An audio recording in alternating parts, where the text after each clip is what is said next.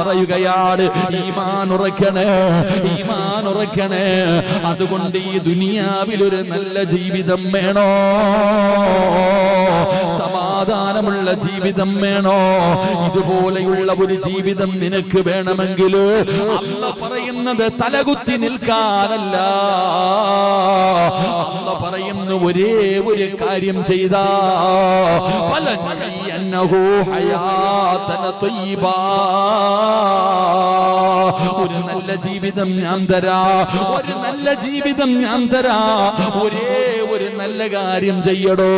അല്ലാഹു പറയുകയാണ്, ഞാൻ പറയുന്ന ഒരേ ഒരു കാര്യം നിങ്ങൾ ആരെങ്കിലും ചെയ്താ നിങ്ങൾക്ക് ഈ ദുനിയാവിൽ രാജകുമാരനെ പോലെ ജീവിക്കാം, ഒരു രാജാവിനെ പോലെ ഈ ദുനിയാവിൽ സുഖിച്ച് ജീവിക്കാമടോ. അല്ലാഹു പറയുകയാ, ഞാൻ തരാ നിനക്ക് നല്ല ജീവിതം, കണ്ടാ കൊതി തോന്നുന്ന ജീവിതം, സുന്ദരമായ ജീവിതം, സമാധാനമുള്ള ജീവിതം, സന്തോഷമുള്ള ജീവിതം, ബർക്കത്തുള്ള ജീവിതം, അല്ലാഹുവിന്റെ റഹ്മത്തുള്ള ജീവിതം.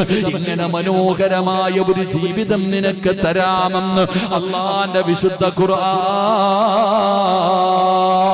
അതുകൊണ്ട് എന്റെ പ്രിയപ്പെട്ട സഹോദരങ്ങളെ, അൽഹംദുലില്ലാഹ് 3 ദിവസത്തെ വഅദ് അവസാനിക്കാൻ പോകുകയാണ്. ഇവരുടെ ലക്ഷ്യം എന്തെന്നറിയോ? പള്ളിക്കൊരു വരുമാനമാ. നിങ്ങളുടെ മഹല്ലിലെ പള്ളിക്കൊരു വരുമാനം വേണമല്ലോ. ഒരു കടറൂമെങ്കിലും കിട്ടിയാ മാസ വാടക കിട്ടുമല്ലോ. അത് പള്ളിക്കൊരു നേട്ടമാണല്ലോ.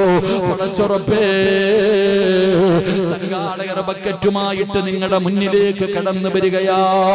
ഒരാളും കൈമടക്കരുത്, ഒരാളും കാണാത്തവരെ പോലെ ഇരിക്കരുത്.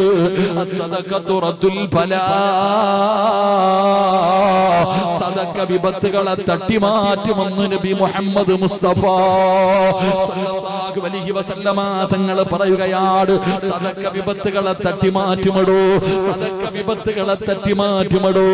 വരാനിരിക്കുന്ന ദുരന്തങ്ങളുണ്ടല്ലോ,